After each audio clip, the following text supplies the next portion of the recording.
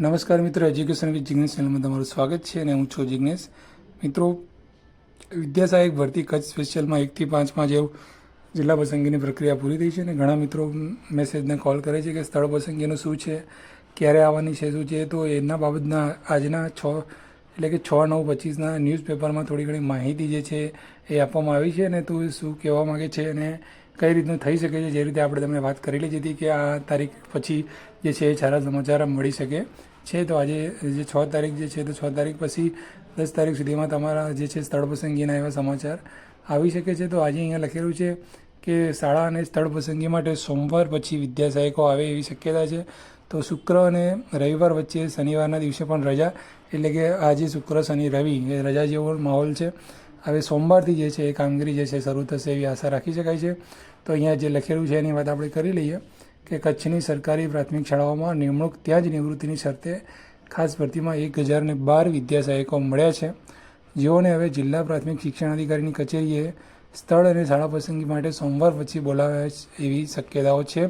તો અહીંયા સોમવાર પછી બોલાવવામાં આવે એવી પૂરેપૂરી શક્યતાઓ બતાવવામાં આવી છે અને ડીપીઓ દ્વારા પણ કામગીરી પૂરી કરવામાં 3 થી 4 દિવસ લાગી જાય એવી શક્યતા છે, જેથી સપ્ટેમ્બરના અંતે 4018ની ઘટમાંથી 1012 બાદ થતાં આંકડો 3006ની ઘટે અટકશે.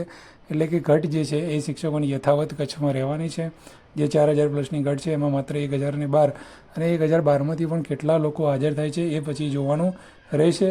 હવે જે જિલ્લા ગાંધીનગરમાંથી જે કામગીરી પૂરી થયા બાદ જે કામગીરી ઓર્ડર આપવાની જે હોય છે એ ડીપીઈઓ કક્ષાએ કરવાની હોય છે અને 1000 ઉમેદવારોની કદાચ એકાદ દિવસમાં ના થાય તો 2-3 દિવસની કામગીરી એમના માટે પણ હોય છે. એટલે સોમવારથી જે છે એ ત્યાંથી આદેશ થઈ જશે એવું લાગી રહ્યું છે.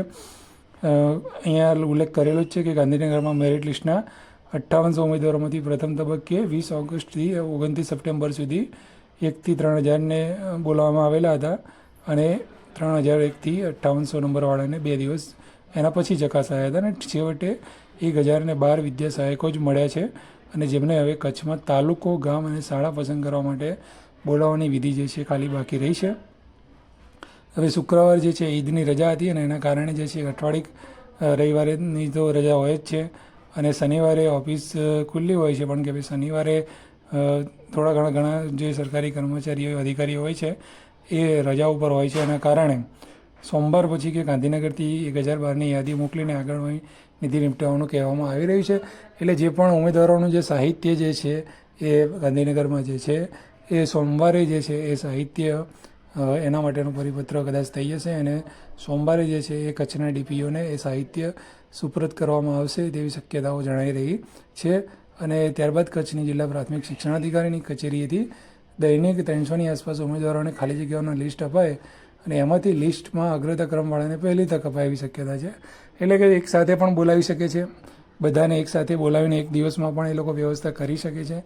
એક દિવસમાં ના કરવી હોય તો 2-3 દિવસમાં એવી રીતે પણ 300 બોલાવીને પણ જે છે મેરિટ ક્રમ પ્રમાણે બોલાવીને પણ શાળા પસંદગી આપી શકે છે એવી શક્યતા થયેલી છે. અને અહીંયા એવું લખેલું છે કે 2 વર્ષ પહેલાં મેં ઓનલાઈન આવી રીતે સિસ્ટમ કરવામાં આવેલી હતી.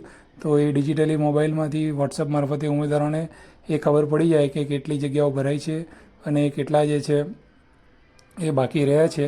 એ પ્રકારે સંપૂર્ણ જાણકારી જે રહી એમને ફોનમાં મળી જતી હોય છે અને જે પણ બદલી માટે કર્મચારીઓ રાહ જોઈને બેસી રહ્યા છે તે પણ કામમાં એમના જે છે ગતિ આવશે એવો એક પ્રશ્ન છે કે ભાઈ શાળામાં શિક્ષકો 1012 જ જગ્યાઓ ભરાઈ છે 1 થી 5માં, તો સંપૂર્ણ શિક્ષકો છૂટા નહીં થઈ શકે જે લોકો બદલીની રાહ જોઈને બેસી રહ્યા છે તે માટે હવે સરકાર શું વિચારે છે એ આપણે જોવાનું રહ્યું.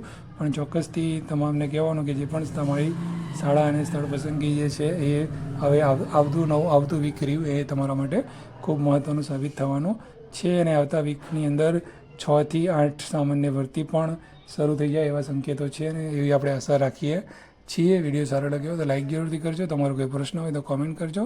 ચેનલને સબસ્ક્રાઈબ કરવાનું ભૂલતા નહીં. જય હિન્દ, જય ભારત. Thank you.